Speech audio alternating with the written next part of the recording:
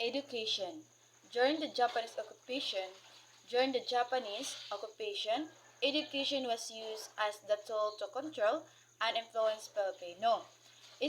Second bullet, schools were meant to make Filipino believe that Philippines was part of the Asia and could the prosperity spare where Asia countries were united Japan.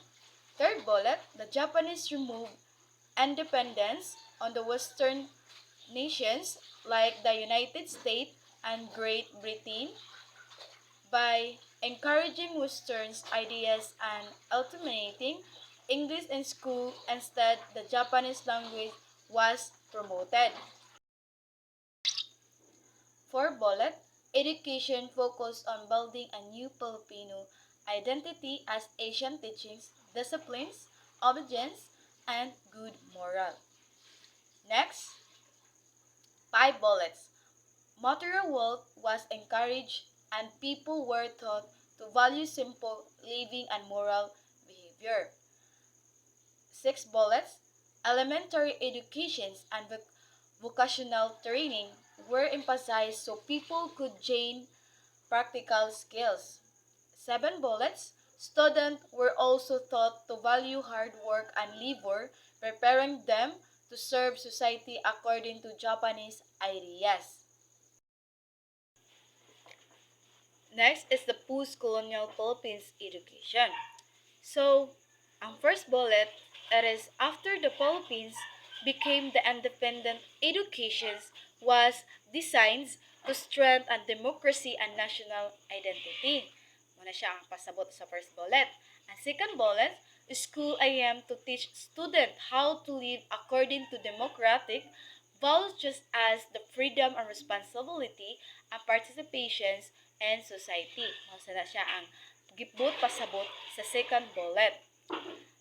Teaches Third bullet, teachers were given job security when their civil service eligibility became permanent, recognizing teaching as the stable and respected profession. Mana ang dito gi-insight dito ang third bullet kana siya. And to develop the patriotism, schools required to hold daily flag ceremonies and sing the national anthem. Of course, kaning national ceremonies and sing the national anthem which is na-adapt na ni nato siya. And always, this is the traditional nato as a Filipino. Fourth bullet, the teachings of Jose Rizal, especially Nolami Tangheri and Elevelipos Terismo, of course, naranis ato sa junior high school pata, and were included in all school levels to promote nationalism and critical thinking. Next, 5 bullet, elementary education was made free and nationalized, allowing all children to have access to basic education. Of course. 6 bullets, the Magna Carta for teachers was passed to protect teachers' right, welfare, and professional growth. Next, IAMs of education and the 1973 and Constitution. The 1973 Constitution emphasized education that builds love of the country, teaches the duties of the citizenship, and develop good moral character and self-discipline. Is also focused on improving skills and science, technology, and vocational fields to prepare Filipinos and to contribute the national development. Next, importance of studying the history of education. Pasabot, as studying the history of education help us understand that many current educational problems started in the past. Now, knowing this helps us to find better solution today.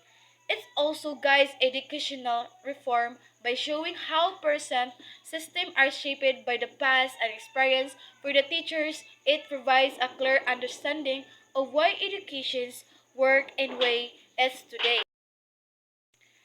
Next, key takeaways. First bullet, Education is created by society and reflect its value and needs. Mano siya ang pasabot sa first bullet. Ang second bullet, educational goals show what a society consider important for stability and progress. Siya ang second gipasabot. Third bullet, studying educational history help use the appreciate the present and improve the future. Of course, then number 4, ang gigipasabot, it is school help to shape values, behavior, and school rules.